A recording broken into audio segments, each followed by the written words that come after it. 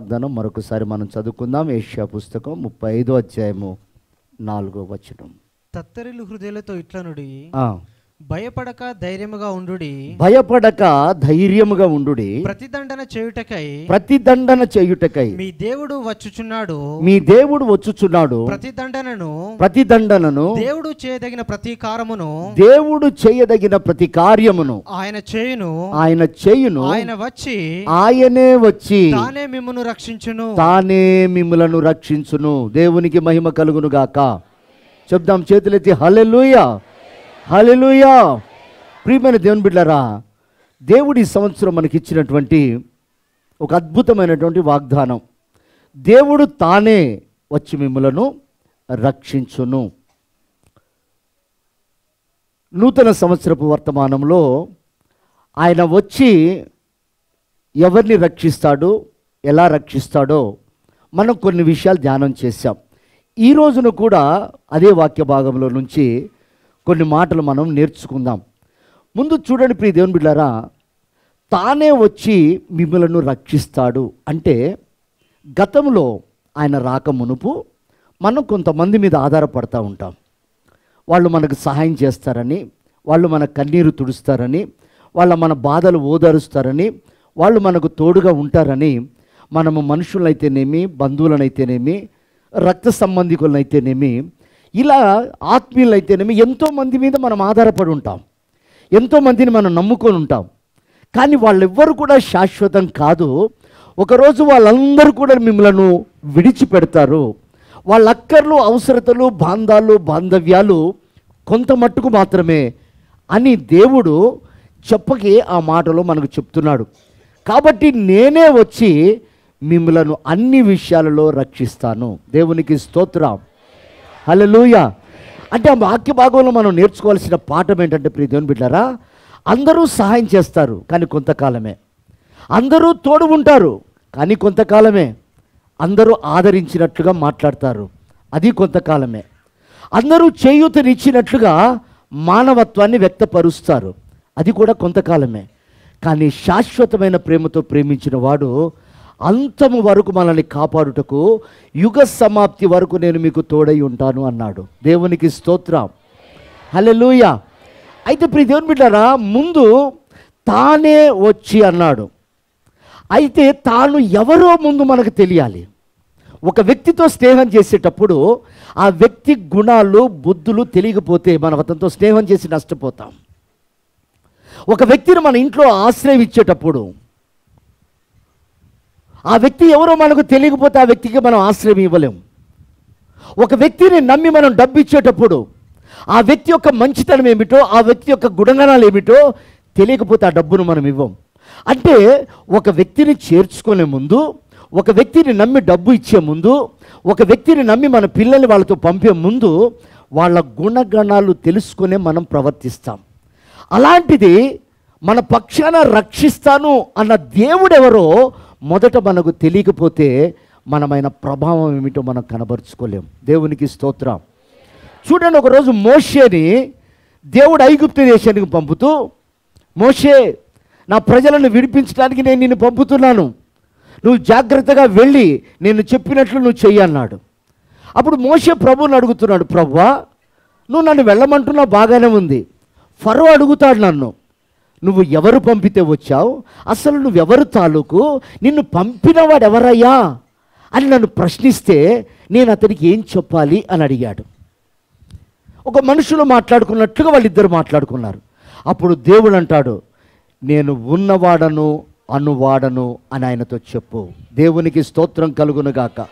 చూడండి ఆ మాట, నిర్గమకాండము 3వ అధ్యాయము 13-14 వచనాలు. మోషే, చిత్తగించుము, నేను ఇశ్రాయేలీయుల యొద్దకు వెళ్ళి వారిని చూచి మీ పితరుల దేవుడు మీ యొద్దకు నన్ను పంపెనని వారితో చెప్పగా వారు ఆయన పేరేమి అని అడిగిన ఎడల వారితో నేనేం చెప్పాలి ప్రభువా అని దేవుణ్ణి మోషే అడిగెను. అందుకు దేవుడు నేను ఉన్నవాడను అనువాడనై ఉన్నానని మోషేతో చెప్పెను. దేవునికి మహిమ కలుగును గాక. ఆయన ఎవరిని ప్రత్యక్షపరుచుకుంటున్నాడంటే చనిపోయిన వాడిని కాదు, సమాధి చేయబడిన వాడిని కాదు, నేను జీవించుచున్నటువంటి వాడను, ఉన్నవాడు అని ఆయనకు చెప్పు అన్నాడు. దేవునికి మహిమ కలుగును గాక. హల్లెలూయా, హల్లెలూయా. ప్రియ దేవుని బిడ్డలారా, మొదట ఆయనే వచ్చి అన్నప్పుడు ఆయన ఎవరో నువ్వు తెలుసుకోవాలి. ఆయన నువ్వు పిలిస్తే పలికేవాడు, నీవు తడితే తెరిచేవాడు, నీవు వెతికితే దొరికేవాడు, నువ్వు స్నేహం చేస్తే నీతో కలిసి జీవించేవాడు. దేవునికి స్తోత్రం. హల్లెలూయా. ఆయన జీవము కలిగినటువంటి వాడు అని ఆయనతో చెప్పు. నేను ఉన్నవాడను, నువ్వెక్కడుంటే అక్కడికి వచ్చేవాడను, నువ్వెక్కడికి వెళ్తే అక్కడికి వెళ్ళేవాడను, నువ్వు ఏది అడిగితే దాన్ని ఇచ్చేవాడను, నువ్వు కోరుకుంటే నీతో ఉండేవాడనని ఆయనతో చెప్పు. అంటే ఈరోజు నువ్వు ఆరాధించే దేవుడు, నీకు మాటిచ్చిన దేవుడు ఎవరో తెలుసండి? ఆయన నీవు కోరుకుంటే నిత్యము నీతో ఉండేవాడు. దేవునికి మహిమ కలుగును గాక. హల్లెలూయా, హల్లెలూయా. ఉన్నవాడనని చెప్పు అన్నాడు. ప్రియ దేవుని బిడ్డలారా, మోషేకి ఎందుకు ఆ డౌట్ వచ్చింది? అతడు అడిగినప్పుడు నేను ఏమని చెప్పాలి అని అతనికి ఎందుకు వచ్చింది ఆలోచన అంటే, అప్పటికి భూమి మీద దేవుళ్ళు, దేవతలు, మహానుభావులని పిలువబడిన వారు అనేకులు ఉన్నారు. మోషే చేసినట్లుగా అద్భుతాలు చేసే సమాజం ఒకటి ఉంది. మోషే మాట్లాడినట్లుగా మాట్లాడే సమూహం ఒకటి ఉంది. మోషే లాగానే దేవుడు చెప్పిన మాట ప్రకారంగా జరిగే అద్భుతాలు ఎదుటివారు చేసేవాళ్ళు ఉన్నారు.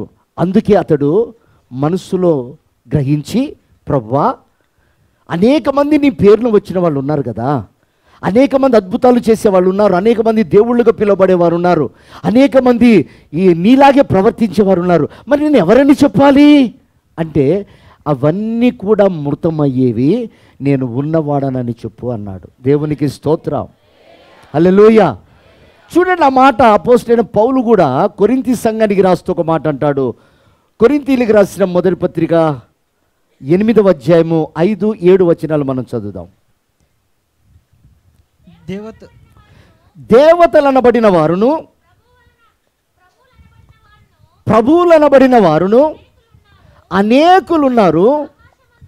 ఆకాశమంతైనను భూమి మీదైనను దేవతలనబడినవి ఉన్నను మనకు ఒక్కడే దేవుడు, ఆయన తండ్రి. ఆయన నుండే సమస్తము కలిగెను,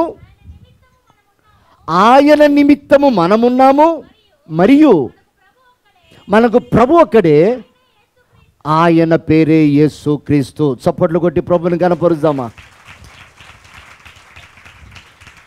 ఒక స్పష్టమైనటువంటి ఆధారం దేవుడిస్తున్నాడు.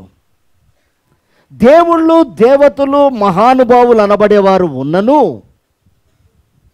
ఆయన ఒక్కడే దేవుడు, ఆయన పేరు నజరీయుడైన యేసు.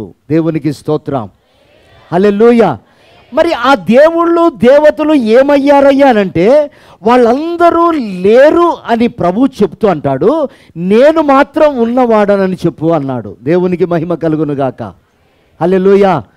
కనుక ప్రియ దేవుని బిడ్డారా, మొట్టమొదట నువ్వు గ్రహించాల్సిన సత్యం ఏమిటంటే ఆయన ఉన్నాడు. ఈ సంవత్సరము నా కార్యాల్లో ఆయన ఉంటాడు, ఈ సంవత్సరము నేను చేసే పనులు ఆయన ఉంటాడు, ఈ సంవత్సరము నా పక్షంగా ఆయన పోరాడతాడు, ఈ సంవత్సరము నేను చేసే ప్రతి పనిలో ఆయన ఆలోచన ఇచ్చి నాకు జయమిస్తాడు. ఆయన ఉన్నవాడు, మృతుడు కాదు అనే ఒక సత్యాన్ని నీ మనసులో నింపుకోవాలి. అంటే నీ ప్రతి కార్యాన్ని చేయటానికి ఆయన ఉన్నాడన్న విషయాన్ని నువ్వు మర్చిపోకూడదు. దేవునికి స్తోత్రం. నీ బాధల్లో, నీ దుఃఖంలో, నీ వేదనలో, నీ సమస్యల్లో ఏ సమయంలోనైనా ఇదిగో నేనే, తానే వచ్చి అంటాడు. అంటే ఆయన ఉన్నవాడు కనుక నీ ప్రతి ప్రశ్నకు ఆయన సమాధానమై ఉన్నాడు. దేవునికి మహిమ కలుగును గాక. హల్లెలూయా. ఇప్పుడు ఆయన వచ్చి ఆయన చేసింది ఏంటంటే పాపములో ఉన్న వారందరికీ విడుదల ఇచ్చాడని మనం చదువుకున్నాం. తన ప్రజలు పాపంలో ఉన్నప్పుడట ఆ పాపము నుండి వారిని విడిపించాడు. అసలు వాళ్ళు పాపం ఎలా చేశారు? ఇంత గొప్ప దేవుణ్ణి దేవుడిగా వాళ్ళు అంగీకరించలే. ఇంత బలశౌర్యము కలిగిన దేవుణ్ణి, ఇంత పరాక్రమము కలిగిన దేవుణ్ణి వాళ్ళు అవిధేయత చూపి ఆయన మీద విశ్వాసం ఉంచకుండా ఆయనను నిర్లక్ష్యం చేసిన కారణంగా వాళ్ళు పాపములో పడిపోయారు. ఆ పాపము నిమిత్తము ఆయన సిలువలో బలియాగమై ఆ పాపము నుండి వారిని విమోచించి నేను జీవిస్తున్న దేవుణ్ణి అని నా దేవుడు ప్రకటించుకున్నాడు. దేవునికి స్తోత్రం, హల్లెలూయా. ఇప్పుడు జాగ్రత్తగా వినండి, తన ప్రజల కొరకు తాను దిగి వచ్చాడు అని బైబిల్ సెలవిస్తుంది. ఇప్పుడు తన ప్రజలు ఎవరు? అందరినీ రక్షించడానికి వచ్చిన తన ప్రజలుగా కొంతమందిని ఆయన ఏర్పాటు చేసుకున్నాడు. ఇప్పుడు ఆయన ప్రజలు కానివారు కొంతమంది ఉన్నారు. యేసు ప్రభు నమ్ముకంటే మాకెందుకయ్యా, మాకున్న దేవుళ్ళు దేవతలు చాలు అంటారు. యేసు ప్రభు నమ్ముకుంటే ఏమొస్తుంది అని అంటారు వాళ్ళు. అంటే నమ్మనటువంటి వారు, తన ప్రజలు కానటువంటి వారు కొంతమంది ఉన్నారు. మరి తన ప్రజలైన వారు ఎవరు అంటే ఒక మాట చదవండి. రోమపత్రిక 10వ అధ్యాయము 9వ వచనం.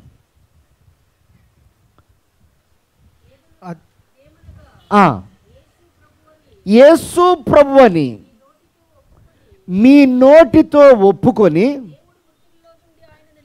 ఇదిగిదిగో యేసు క్రీస్తును మృతులలో నుండి ఆయన లేపాడని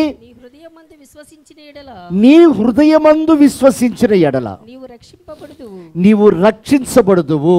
చూడండి, ఇప్పుడు ఆయన అంటాడు, నీవు ఆయన రక్షకుడిగా ఉండి నీ సమస్త కార్యాలలో ఆయన నీకు విడుదలిచ్చి కాపుదలనిచ్చి తోడయుండి సమస్త విషయాలలో జయమివ్వాలంటే ఆయన అడుగుతున్న మాట ఒకటే, నువ్వు నేను దేవుడను ఉన్నవాడన నువ్వు ఎరిగావు కదా, అయితే నువ్వు నోటితోని ఒప్పుకొని హృదయమందు విశ్వసించి ఆయన మృతులలో నుండి లేచిన సజీవుడని, క్రీస్తు నిజమైన రక్షకుడని, నా ప్రతి విషయంలో ఆయన కార్యం జరిగిస్తాడని నీవు నోటితో ఒప్పుకొని హృదయంలో విశ్వసించినట్లయితే ఇదిగో నీ సమస్త కార్యాలలో ఆయన నీకు జయమిస్తాడు. దేవునికి స్తోత్రం, హల్లెలూయా, హల్లెలూయా.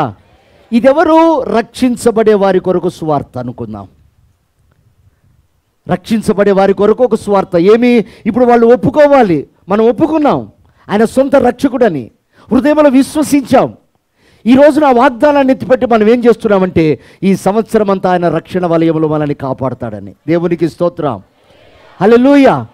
ఇప్పుడు ఆ రక్షణ కోట కావాలి అంటే ఇప్పుడు ఆయనని నిజ దేవుడని నోటితో ఒప్పుకొని బాప్టిజం తీసుకొని హృదయంలో విశ్వసించిన వారందరికీ ఆయన ఒక రక్షణ వలయంగా ఉంటాడు. దేవునికి స్తోత్రం, హల్లెలూయా. అందరికీ కాదండి, అదే ఇక్కడ మనం నేర్చుకోవాల్సిన విషయం. చాలామంది అనుకుంటారు యేసు ప్రభు దేవుడే నిజమని. వాళ్ళు నోటితో ఒప్పుకోరు, హృదయమందు విశ్వసించరు, బాప్టిజం తీసుకోరు. సమస్యగానే ఉండిపోతుంది. మందిరానికి వస్తారు, బాప్టిజం తీసుకోరు, వెళ్ళిపోతూ ఉంటారు. ఈ రోజున ప్రాముఖ్యమైన విషయం జ్ఞాపకం చేసుకొని ప్రియ దేవుని బిడ్డలారా, ఆయన వాగ్దానం మనలో నెరవేర్చుటకు నీవు ఆయన మృతులలో నుండి లేచిన సజీవుడు అని ఒప్పుకొని ఆయన నన్ను రక్షించుటకు సమర్థుడు అని హృదయంలో విశ్వసించినట్లయితే నీకు ముందుగా ఆయన వెళ్తూ జయమనుగ్రహిస్తాడు. దేవునికి స్తోత్రం, హల్లెలూయా. ఇప్పుడు జాగ్రత్తగా గమనించండి, రక్షించుకున్న మనలను ఆయన ఏం చేయాలనుకున్నాడు? ఆయన ఏ ఉద్దేశంతో మనల్ని రక్షించుకున్నాడు? ఆయన రక్షించడంలో ఆయన ప్రణాళిక ఏమై ఉన్నదో ఒక 3 మాటలు మనం నేర్చుకుందాం. చూడండి, యోహాను సువార్త 17వ అధ్యాయము 18వ వచనం. నీవు నన్ను లోకమునకు పంపిన ప్రకారముగా నేనును వారిని లోకములోనికి పంపితిని. దేవునికి మహిమ కలుగునుగాక. చెప్దామా హల్లెలూయా, హల్లెలూయా. ప్రియమైన దేవుని బిడ్డలారా, దేవుడు తన రూపంలో మానవుణ్ణి నిర్మించుకున్నప్పుడు ఆయన అన్నమాట ఒకటే, నాకంటే నిన్ను కొంచెం తక్కువ వారిగా చేశాను. ఆయన పోలికను ఆయన రూపాన్నిచ్చి ఆయన కంటే కొంచెం తక్కువ అని ఎందుకు చేశాడంటే ఆయన పనులన్నీ మనం చేసి ఆయన వంటి వారముగా మనం మార్చబడాలి. దేవునికి మహిమ కలుగునుగాక. అందుకు బైబిల్లో అనేకమైన ఆధారాలు, నా అడుగు జాడలు మీకు మాదిరిగా ఉంచి వెళ్ళానని, మీకు ముందుగా నేను వెళ్తున్నానని మీ మధ్యలో నేను నివాసము చేస్తానని ఇలా దేవుడు ఎన్నో రకాల వాగ్దానాలు ఇచ్చి మనల్ని బలపరిచాడు. ఎందుకొరకు? మనం ఆయన స్వారూప్యంలోనికి మార్చబడాలి. దేవునికి స్తోత్రం. హల్లెలూయా. యేసు ప్రభువు అన్న మాట ఏమిటంటే, మీరు నాకంటే అధికమైన గొప్ప కార్యాలు చేస్తారన్నాడు. ఇప్పుడు మన పాపాలు రక్షించబడ్డాయి, మన పాపాలు క్షమించబడ్డాయి. ఇప్పుడు ప్రభు అంటాడు, రక్షించబడిన మీరు చేయవలసిన ప్రాముఖ్యమైన పని ఏమిటంటే, ఇదిగో మోషే ద్వారా నేను మహిమపరచబడినట్లుగా, మోషేలో నేనుండి ఆయన దేవుడిగా రుజువుపరుచుకున్నట్లుగా మిమ్ములను నేను లోకంలోనికి పంపుతున్నాను అన్నాడు. మోషేని నేను ఐగుప్తులోకి పంపాను, ఇప్పుడు నేను మిమ్ములను లోకంలోనికి పంపుతున్నాను. ఎవరంటున్నారు ఈ మాట? యేసయ్య అంటున్నాడు. ఆయన స్వరక్తం ఇచ్చి మనల్ని కొని మన కొరకు ప్రాణం పెట్టి మనల్ని ఒక సర్వసత్యములో స్థిరపరిచిన దేవుడు అంటాడు, మీరు పాపాలు క్షమించబడ్డాయి కదా, మీరు ఒక రక్షణ వలయంలో ఉన్నారు కదా, ఇప్పుడు నేను మిమ్ములను లోకంలోనికి పంపుతున్నాను అన్నాడు. దేవునికి స్తోత్రం. ఇప్పుడు లోకంలోనికి పంపితే మనం ఏం చేయాలి? చూడండి ఆ మాట కూడా, యోహాను సువార్త 15వ అధ్యాయము 12వ వచనం. నేను మిమ్ములను ప్రేమించిన ప్రకారము మీరు ఒకరినొకరిని ప్రేమింపవలననియే దేవుని యొక్క ఆజ్ఞ. దేవునికి స్తోత్రం. చెప్దాం హల్లెలూయా. ఇప్పుడు లోకానికి ఎందుకు పంపుతున్నాడు?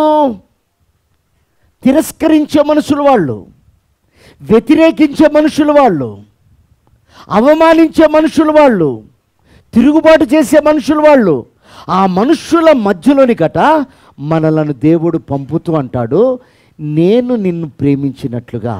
అంటే ఎప్పుడు ప్రేమించాడు మనల్ని?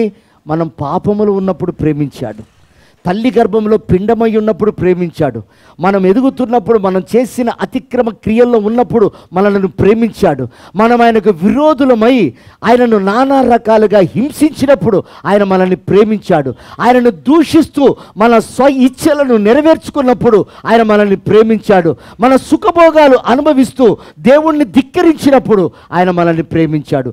ఇప్పుడు అదే ప్రజలతో దేవుడు అంటాడు, నేను మిమ్ములను లోకములోనికి పంపుతున్నాను. దేవునికి స్తోత్రం. హల్లెలూయా. ఇప్పుడు వాళ్ళు మనల్ని ధిక్కరిస్తారు, ద్వేషిస్తారు, అవమానపరుస్తారు. అయితే ప్రభు అంటాడు, వాళ్ళ నిమిత్తము నువ్వు ప్రార్థన చేయటానికి, వాళ్ళ పాపాలు నువ్వు ఒప్పుకోవటానికి, వాళ్ళను నువ్వు ప్రేమించటానికి నిన్ను నేను లోకంలోనికి పంపుతున్నాను. దేవునికి స్తోత్రం. హల్లెలూయా. ఆయన పంపుతున్నాడంటే ఒక పని ఉంది మనకి. ప్రేమించమని పంపుతున్నాడు. ప్రేమిస్తే వ్యక్తి ఊరికే ఉంటాడా? ప్రేమించిన వ్యక్తి కొరకు ఆలోచన చేస్తాడు, ప్రేమించిన వ్యక్తికి సహాయం చేయాలనుకుంటాడు, ప్రేమించిన వ్యక్తికి ఏదైనా బహుమానం ఇవ్వాలనుకుంటాడు, ప్రేమించిన వారిని హృదయంలో చేర్చుకోవాలనుకుంటాడు, ప్రేమించిన వారి సహవాసం విడిపించుకోవడానికి ఇష్టపడడు. ఈ రోజున జాగ్రత్తగా వినండి ప్రియదేవుని బిడ్డలారా, మనల్ని లోకంలోనికి ఎందుకు పంపుతున్నంటే లోకాన్ని ప్రేమించమంటున్నాడు. అంటే లోకములో ఉన్న పాపాన్ని కాదు, లోకంలో ఉన్న వ్యసనాలను కాదు, లోకంలో ఉన్న భోగాలను కాదు, లోకంలో ఉన్న ఇచ్చలను కాదు, వాటికి బానిసలై నరకానికి ఆహుతవుతున్న అనేక బంధాలు తెంచుకొని భయంకర రోత జీవితం చేస్తున్న వారిని నువ్వు ప్రేమించి వారిని రక్షించు అంటున్నాడు. దేవునికి మహిమ కలుగునుగాక. చెప్దామా హల్లెలూయా. హల్లెలూయా. ఇప్పుడు వారిని ప్రేమించాలి. మనకు వ్యతిరేకత వస్తుంది. ఎలా ప్రేమించమంటున్నాడు? నిన్ను నేను ప్రేమించినట్లుగా. మనల్ని ఎలా ప్రేమించాడు? మన పాపానికి ఏమన్నా శిక్ష విధించాడా? మనం తిరుగుబాటు చేసినప్పుడు మనల్ని ఏమన్నా ప్రశ్నించాడా? మనం విరోధంగా ప్రవర్తించినప్పుడు నీ వల్లనే నాకు ఇలా జరిగిందని దేవుడు మన మీద ఏమన్నా వేలు పెట్టి చూపించాడా? పోనీ నీ వల్లనే నాకు మరణం సంభవించింది అనేమన్నా నింద మన మీద వేశాడా? ఏది లేదు. నిండు మనసుతో మనల్ని ప్రేమించాడు, నిండు హృదయముతో మనల్ని ప్రేమించాడు. మన పాపాలను ఎప్పుడు మనకి ఎత్తి చూపలేదు, మన బలహీనతలు ఎప్పుడు మనకి ఎత్తి చూపలేదు, మన తిరుగుబాటులు ఎప్పుడు మనకి ఎత్తి చూపలేదు.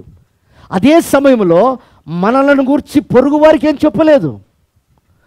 ఆ గొప్ప ప్రేమ చూపిన దేవుడు అంటాడు, నిన్ను నేను లోకానికి పంపుతున్నా, నిన్ను ప్రేమించినట్లుగా వారిని ప్రేమించు. దేవునికి స్తోత్రం. ఈరోజు రక్షణ కార్యాలు జరగట్లేదు ప్రియ దేవుని బిడ్డలారా. వాక్యాలు నేర్చుకున్నాం కదా అని అనేక సువార్త ప్రకటనలు జరుగుతున్నాయి, కూటాలు జరుగుతున్నాయి, అనేకమైనటువంటి సభలు జరుగుతున్నాయి.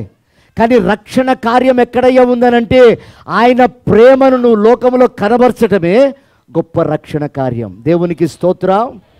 హల్లెలూయా. లక్షలు ఖర్చు పెట్టి సువార్తలు ప్రకటిస్తున్నారు, ఆడంబరమైనటువంటి వేషాలు వేసి అనేకమైనటువంటి వారిని పిలిపించి ఆకర్షిస్తున్నారు. ఏదో ఆత్మలను సంపాదించాలన్న తాపత్రయము, సంఘాలు నిండాలన్న తాపత్రయము, నా సంఘం మంచిదని చెప్పుకోవాల్సిన తాపత్రయము, ఒక మినిస్ట్రీ బయటికి రావాలన్న తాపత్రయాలు తప్ప ఒక రక్షణ కార్యం జరగట్లేదు.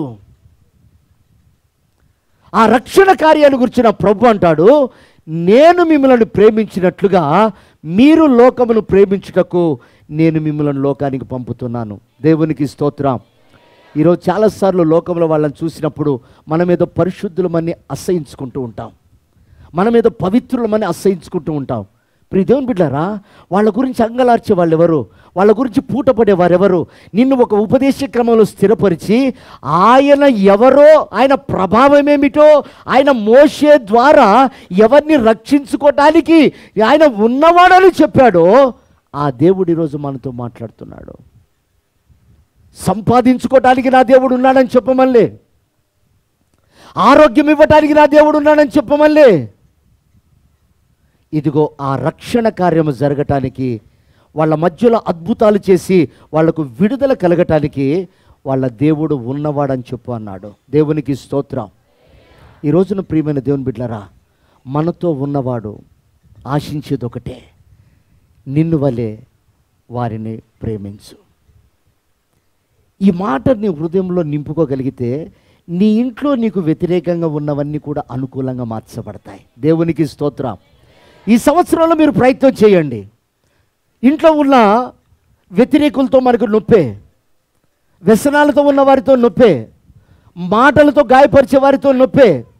అయితే దేవుడు అంటున్నాడు, లోకానికి నిన్ను నేను పంపుతున్నాను, వాళ్ళని ప్రేమించటానికి, వాళ్ళని రక్షించటానికి, వాళ్ళను కాపాడటానికి.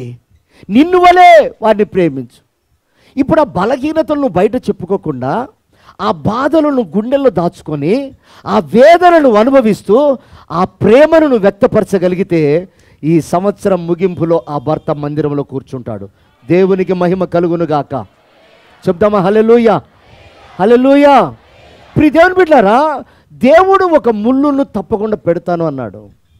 పౌలు గారు, అయ్యా ఇంత ప్రయాసపడుతున్నా కదా, ఈ ముళ్ళు ఎందుకు అంటే అది ఉండని ఉండని ఉండని అన్నాడు. ఎందుకొరకు? నువ్వు అధికంగా హెచ్చింపు పోకుండా అన్నాడు. అంటే అర్థం ఏంటంటే, మనకు ఆశీర్వాదాల్లో తప్పిపోయే ఆలోచనలు ఉంటాయి, ఆరోగ్యంలో తప్పిపోయే ఆలోచనలు ఉంటాయి, సమృద్ధిలో తప్పిపోయే ఆలోచనలు ఉంటాయి. ఈ ముళ్ళు మనకి ఏం జ్ఞాపకం చేస్తున్నాయంటే బాధ్యతను మనకు జ్ఞాపకం చేస్తుంది. దేవునికి స్తోత్రం. భారాన్ని మనకి జ్ఞాపకం చేస్తుంది. ప్రియమైన దేవుని బిడ్డలారా, ఇక్కడ మొట్టమొదటిగా ప్రభు మనకు నేర్పిస్తున్న పాఠం ఏంటంటే, నువ్వు లోకంలోనికి పోయి వారిని ప్రేమించు. చూడండి, బైబిల్లో నెహెమ్యా ఉన్నాడు. నెహెమ్యాకి ఏ బాధ లేదు. అతనికి చక్కగా రాజు దగ్గర భోజనం అందించే చక్కటి ఉద్యోగం, మంచి జీతం, మంచి కుటుంబం. కానీ ఆయన గుండెల్లో ఉన్న భారం ఏమిటంటే, నన్ను రక్షించిన దేవుడు ఇదిగో నా పట్టణం పాడైపోతుంది, నా పట్టణ ప్రజలు పాడైపోతున్నారు, వారిని ప్రేమించాలి అని తొడొక తీర్మానం చేసుకొని భోజనం చేయటం మానేశాడు, సంతోషంగా ఉండటం మానేశాడు. ఉద్యోగం ఉంది కదని అతను ఆనందపడటం మానేశాడు. ఒకరోజు రాజు అడుగుతాడు, అయ్యా నెహెమ్యా, నీకు ఎలాంటి వ్యాధి లేదు, బాధ లేదు, దుఃఖం లేదు, హ్యాపీగా బతుకుతున్నావు కదా, నీ బాధ ఏంటి, నీ చింత ఏంటంటే, నా జనులు నశించిపోతుండగా నాకు బాధ కలగదా. దేవునికి స్తోత్రం. ప్రేమ త్యాగాన్ని కోరుకుంటుంది. ప్రేమ తప్పించేది త్యాగం కొరకే. నిజంగా మనల్ని ప్రేమించి మనల్ని రక్షించిన దేవుడు ఆయన ఆశించేది, ఇంకా నశించిపోతున్న వారు నీ కనులెదుట కనబడుతూ ఉంటే నువ్వు నన్ను ప్రేమిస్తున్నావని అబద్ధం ఎందుకు మాట్లాడతావంటాడు ఆయన. ప్రియమైన వారలారా, చూడండి ఆ మాట, నెహెమ్యా పుస్తకం 1వ అధ్యాయము 6వ వచనం. నీ చెవి యొగ్గి నీ నేత్రములు తెరిచి నీ సన్నిధిలో దివారాత్రములు నీ దాసులైన ఇశ్రాయేలీల పక్షముగా నేను చేయు ప్రార్థనను నీవు అంగీకరించుము. నీకు విరోధముగా పాపము చేసిన ఇశ్రాయేలీల కుమారుల దోషమును నేను ఒప్పుకొనుచున్నాను. నేనును నా ఇంటి వారును పాపము చేసి ఉన్నాము, బహు అస్యముగా ప్రవర్తించితిమి. ఆ ఆ ఆ ఆ ఆ ఆ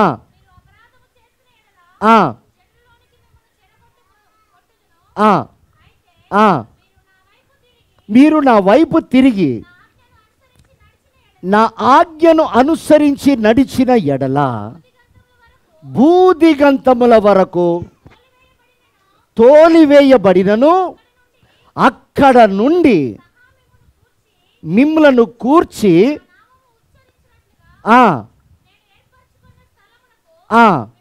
మిమ్ములను రప్పించెదను. దేవునికి మహిమ కలుగునుగాక. చెప్దామా హల్లెలూయ, హల్లెలూయ. ఎక్కడున్నారండి వాళ్ళు? భూ అగాధములో ఉన్నారట. అవిధేయులైన వారు, తిరుగుబాటు చేసేవారు, దేవునికి అయిష్టత కలుగజేసి ఆయన ఆజ్ఞలను మీరినటువంటి వారు ఎక్కడున్నారు? అగాధములో ఉన్నారు. అక్కడ నుండి నీవు వారి పాపములను ఒప్పుకుంటూ ప్రార్థన చేసినప్పుడు, వాళ్ళని ప్రేమిస్తున్నావు కదా, వాళ్ళని ప్రేమించినప్పుడు నువ్వు వాళ్ళ గురించి పూటబడి ప్రార్థన చేయగలిగితే, అంగలార్చగలిగితే, నీ పాపములను ఒప్పుకుంటూ ప్రార్థన చేస్తే, ప్రభువా వాళ్ళు రక్షించబడకుండా ఉండటానికి ఒకవేళ నా దోషమేమో, నా పాపమేమో, నా అతిక్రమమేమో, నా కుటుంబ అతిక్రమమేమో అని నువ్వు ఒప్పుకోలు చేస్తూ ప్రార్థన చేసినట్లయితే వాళ్ళు ఆ అగాధములో ఉన్న నేను ఏర్పాటు చేసిన స్థలముకు వారిని నడిపిస్తాను. చప్పట్లు కొట్టి ప్రభుని గణపరుద్దామా. ప్రియమైనటువంటి దేవుని బిడ్డలారా, ఈ సంవత్సరం దేవుడిస్తున్న వాగ్దానం, ఆయన కార్యం చేయడానికి రెడీగా ఉన్నాడు. ఈ రోజున మనకిస్తున్న పాఠం అదే. నీవు ఈ సంవత్సరంలో ప్రభువా నీవు రక్షిస్తానని మాటిచ్చావు, నీవే కార్యం చేసుకుంటానని మాటిచ్చావు, నువ్వు ఉన్నవాడవు, అయితే వారి పక్షంగా అంగలార్చుటకు నాకు కృపని, భారమి, బాధ్యతని, ప్రభువా నువ్వు కదా మాటిచ్చావు, నువ్వు రక్షిస్తావు కదా అని ఒక్కసారి మనం ఆ భారంగాన్ని తెచ్చుకుంటే అగాధములో ఉన్న వారిని దేవుడు ఏర్పాట్లోకి నడిపిస్తాడట. దేవునికి స్తోత్రం కలుగునగాక. అంటే దేవుని దృష్టిలో ఎవ్వరు కూడా తృణీకరించబడ్డవారు లేరండి. మనం పేర్లు పెడతాం, తిరుగుబోతోడు, తిరుగుబోతుంది, తాగుబోతోడు, తాగుబోతుంది, ఇట్లాంటి పేర్లు మనం పెడతాం. నా దేవుడు మనకు ఎలాంటి ఘనతనిచ్చిండో, ఈరోజు నువ్వు కన్నీరు కారిస్తే ఈ స్థానంలో నీ భర్తను, నీ భార్యను, నీ పిల్లల్ని ఉంచాలనుకున్న దేవుడు ఆ మొర విని ఆయన ఆ స్థానాన్ని ఇస్తున్నాడు. దేవునికి స్తోత్రం కలుగునుగాక. హల్లెలూయ, హల్లెలూయ. కనుక ప్రియ దేవుని బిడ్డలారా, ఈ సంవత్సరంలో మనం నడుము కట్టుకోవాల్సింది ఏమిటంటే, రక్షించుకున్న దేవుడు మన ద్వారా రక్షణ కార్యాలు తాను చేయాలనుకొని తానే రక్షిస్తానని మాటిస్తున్నాడు. కానీ తాను స్వతహాగా ఏది చేయడు. ఆనాడు మోషేని పంపినట్లుగా ఈరోజు మనలను లోకంలోనికి పంపుతున్నాడు. నీ పరిసరాల గురించి ఆలోచించకు, నీకున్న బలహీనతల గురించి ఆలోచించకు. మోషే చెప్పట్లేడా, అయ్యా నేను నత్తివాణ్ణి, నన్ను పంపకు, నా వల్ల కాదు, నువ్వు ఇంకెవరు నన్ను ఏర్పాటు చేసుకో. ఒక వంక పెట్టాడు, మళ్ళొక వంక. ఎవరని చెప్తానయ్యా అక్కడికి పోయిన తర్వాత, నాకేది బలం అలాంటే నేను ఉన్నవాడనని చెప్పు అన్నాడు. సరే నువ్వు ఉన్నావని తెలియచేయడానికి నా దగ్గర ఏదైనా ఆధారం ఉందా? అన్నీ తప్పించుకునే మాటలే. అప్పుడు దేవుడు అంటాడు, నీ కర్ర నాకి, ఇదిగో నేను పట్టుకున్నా, ఇప్పుడు నీకు ఇస్తున్నా, ఇది నా కర్ర, నువ్వు వెళ్ళు, అద్భుతాలు జరుగుతాయి అన్నాడు. దేవుని మాట ప్రకారంగా వెళ్ళగా అనేకులు రక్షించబడ్డారు. దేవునికి స్తోత్రం. ఈ రోజున ప్రియమైన దేవుని బిడ్డలారా, ఆయన తానే చేసుకోగలుగుతాడు. మందిరంలో 30 సంవత్సరాలు వంగి ఉన్న స్త్రీని ఆయనే చూసి కాపాడాడు. బెతెస్దా కోనె దగ్గర పడి ఉన్నవాడిని చూశాడు. పేతురు ఇంట్లో రోగముతో ఉన్నవారు అత్తను చూశాడు, బాగు చేశాడు. చివరికి సమాధిలో ఉన్న లాజర్ని చూసి ఆయనే లేపాడు. కానీ విచిత్రం ఏమిటంటే ఆ దేవుడు ఉన్నవాడు అని నీ ద్వారా ప్రకటించుకోవాలని ఆయన చిత్తం. దేవునికి మహిమ కలుగును గాక. చెప్దామా హల్లెలూయా, హల్లెలూయా. కనుక ప్రియ దేవుని బిడ్డలారా, లోకంలోనికి వెళ్ళేటప్పుడు నువ్వు జ్ఞాపకం చేసుకోవాల్సిన ఒకే ఒక ఆధారం, నాతో ఉండి నన్ను పంపుతున్నాడు. ఇది మర్చిపోవద్దు. ఎందుకంటే ఆధారం ఆ రోజు మోషే అడిగాడు, ఆయనకిచ్చి పంపాడు. ఈరోజు ఆయన మాట నీ నోట నుంచి పంపుతున్నాడు. ఆయన సన్నిధి నీకు తోడుగా వచ్చి పంపుతున్నాడు. కాబట్టి నువ్వు చేసే ప్రతి పనిలో ఆయనది కనుక ఆయన మహిమపరచబడతాడు. దేవునికి స్తోత్రం కలుగును గాక. హల్లెలూయా, హల్లెలూయా. చేయవలసిందల్లా మన పాపం ఒప్పుకుంటూ, ఒకవేళ నేను ఇంతకాలం ప్రార్థన చేయలేకపోవటం నా పాపం కావచ్చు ప్రభువా, నా దోషం కావచ్చు, నా కుటుంబ దోషం కావచ్చు అని మనం ఒప్పుకుంటూ, వాళ్ళు తెలియక పాపం చేస్తున్నారు ప్రభువా, వాళ్ళ అజ్ఞానంలో పాపం చేస్తున్నారయ్యా, వాళ్ళు తెలియక హింసిస్తున్నారు ప్రభువా, కాపాడని మనం ప్రార్థన చేయగలగాలి. దేవునికి స్తోత్రం. చూడండి, దానియేలు పుస్తకం 9వ అధ్యాయము 20వ వచనం కూడా మనం చదువుకుందాం.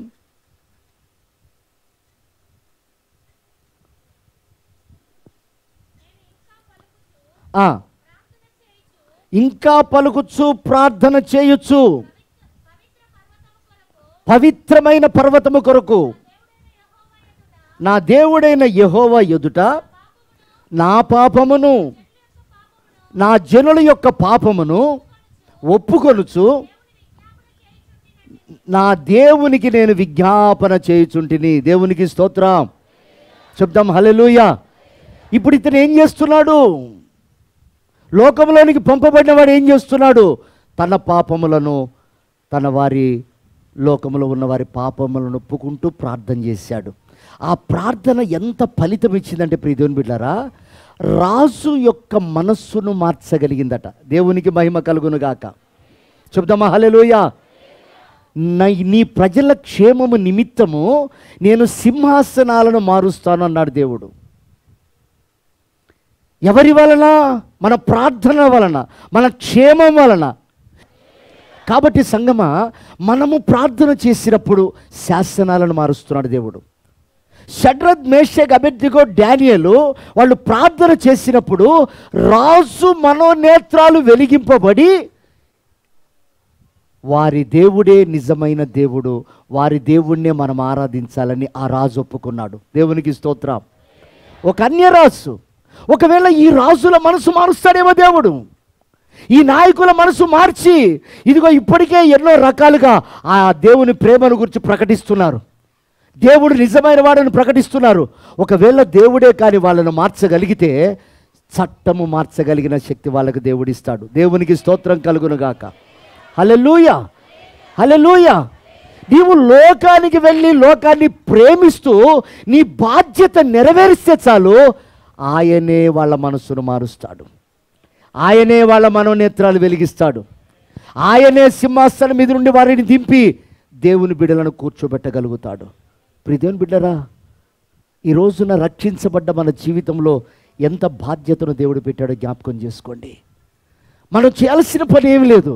ప్రతి నిత్యము నశించిపోతున్న లోకస్తులు, వాళ్ళను ప్రేమించండి, పాపాన్ని గద్దించండి, పాపాన్ని దగ్గరికి రానివ్వకండి, పాపాన్ని ప్రోత్సహిస్తున్న దాన్ని బంధించి పాపములో ఉన్న వారి కొరకు కన్నీరు కార్చండి, పాపములో ఉన్న వారిని జాలిపడండి, పాపములో ఉన్న వారిని ఆదరించండి, పాపములో ఉన్న వారిని హక్కున చేర్చుకోండి.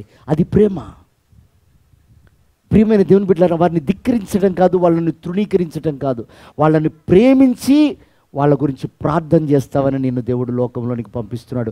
ఇర్మియా కూడా అంటారు, నా జనులు నశించిపోతుండగా నా తల జలమయముగా మారిపోయాను అంటాడు. దేవునికి స్తోత్రం. హల్లెలూయా. ఎందుకు వచ్చింది తలలో ఆ భారం అంటే నా జనులు అంటాడు. ఈ రోజున మన సొంత జనులు ఎంతమంది లోకంలో లేరు? మనం ఒక్కళ్ళమే పరలోక రాజ్యానికి పోవటం మనకు సంతోషమా? మనం ఒక్కళ్ళమే దేవుని సన్నిధిని అనుభవించడం సంతోషమా? ప్రియ దేవుని బిడ్డారా, పరలోకము సంతోషించాలంటే మనలా బాధల్లో ఉన్నవారు, దుఃఖంలో ఉన్న వారిని మనం దేవుని సన్నిధికి తీసుకొచ్చిన రోజు పరలోకం లేచి నిన్ను గణపరుస్తుంది. దేవునికి స్తోత్రం చెప్దామా? హల్లెలూయా. ఆ భారము మనకు రావాలని ప్రభు ఈ సంవత్సరం వాగ్దానపూర్వకంగా మాట్లాడుతున్నాడు. రెండవదిగా, నేను నిన్ను క్షమించినట్లుగా మీరు ఒకరినొకరు క్షమించుకోండి. దేవునికి స్తోత్రం. ఇది కూడా దేవుని శాసనం, ఆజ్ఞ. చూడండి, కొలస్సీలకు రాసిన పత్రిక 3వ అధ్యాయము 13వ వచనం. ఎవడైనను ఎవడైనా తనకు అనగా ప్రేమించే మనసు కలిగిన వానికి, క్షమించే మనసు కలిగిన వానికి హాని చేశాడు అని అనుకున్నట్లయితే ఒకరినొకడు సహించుచు ఒకరినొకరు క్షమించుడి. ప్రభు మిమ్ములను క్షమించిన లాగున మీరును క్షమించుడి. వీటన్నిటిపైన పరిపూర్ణతకు అనుబంధమైన చూడండి, ఆయన ప్రేమై ఉన్నాడు. ఇప్పుడు నువ్వు క్షమించాలి అంటే ఆ ప్రేమ నీలో ఉండాలి. ప్రేమ లేకపోతే నువ్వు క్షమించలేవు. నిన్ను క్షమించినట్లుగా అంటే మనం ఏ బంధకాలలో ఏ పాపములో ఉంటే మనల్ని క్షమించాడో మనకు తెలుసు. అయితే నిన్ను వాళ్ళు ద్వేషిస్తున్నారు అని తెలిసినప్పుడు, నిన్ను వాళ్ళు నిందిస్తున్నారు అని తెలిసినప్పుడు, నిన్ను వాళ్ళు అవమానపరుస్తున్నారు అని తెలిసినప్పుడు ప్రేమతో వారిని నువ్వు క్షమించేయి. దేవునికి స్తోత్రం చెప్దామా? హల్లెలూయా. వారిని నేను క్షమించిన వారి మనసు మారలేదు, వారు అలాగే ప్రవర్తిస్తున్నారు, వారి మీదికి దేవుని ఉగ్రత దిగొచ్చునుగాక, వారి ఇల్లు అదైపోవునుగాక. ఇవి మనం మాట్లాడకూడదు. ఆ బాధ్యత ఆయన తీసుకున్నాడు. పగ తీర్చుకొనుట నా పని అన్నాడు. క్షమించుట మన వంతు. దేవునికి స్తోత్రం చెప్దాం. హల్లెలూయా, హల్లెలూయా. ఆయన మనల్ని ప్రేమించినట్లుగా, క్షమించినట్లుగా. ప్రియమైన వారలారా, యేసు ప్రభువుని నిలువెల్లా నిలవబెట్టి ఆయనని పిడిగుద్దులు గుద్దుతున్న వ్యక్తిని దేవుడు చూశాడు. ముఖం మీదకి వచ్చి ఉమ్మేసే వ్యక్తిని ఆయన చూశాడు. కొరడాలతో కొడుతున్న వ్యక్తుల్ని ఆయన చూశాడు. తండ్రితో చెప్తాడు, ప్రభువా వీళ్ళేం చేస్తున్నారో వీరు ఎరుగరు కనుక వీరిని క్షమించు. అంటే వాళ్ళు చేసేది తెలియట్లేదా? ఈ మాట జాగ్రత్తగా మన మనసులో పెట్టుకోవాలి. మన పక్కనే ఉంటారు, మనకు చేసేది తెలుస్తుంది, భరించాలి. మనతోనే ఉంటారు, అవమానానికి అప్పగిస్తారు, భరించాలి. మనతోనే ఉంటారు, నింద మోపుతారు, భరించాలి. వారేం చేస్తున్నారో వారికి తెలియదయ్యా, క్షమించన్నాడు. పేరు చెప్పాడా? వారు పెట్టిన బాధ చెప్పాడా? వారన్న మాట చెప్పాడా? ప్రియ దేవుని బిడ్డలారా, క్షమించటం అంటే చాలా ఈజీగా మనం నేనైతే క్షమించాను పో అంటాం. క్షమించే వ్యక్తివైతే ఆ వ్యక్తిని నిండారుగా ప్రేమించు. దేవునికి స్తోత్రం, హల్లెలూయా. వారిని గురించి ఎక్కడ మాట్లాడకు, వారి బలహీనతలు ఎక్కడ చెప్పకు. అది నిజమైన ప్రేమ, నిజమైన క్షమాపణ. నువ్వు క్షమించావంటే నీ మనసు దేవుడు అంగీకరించిన ఆనందంతో ఉప్పొంగాలే తప్ప క్షమించిన అని ఆ వ్యక్తితో ఒప్పుకొని బయటకు వచ్చి వాళ్ళ క్యారెక్టర్ని గురించి, వాళ్ళ బలహీనతల గురించి నువ్వు ఎప్పుడైతే చెప్తావో అంతకంటే రెండంతలుగా నువ్వు శిక్షకు అర్హురాలుగా మార్చబడుతున్నావని మర్చిపోకూడదు.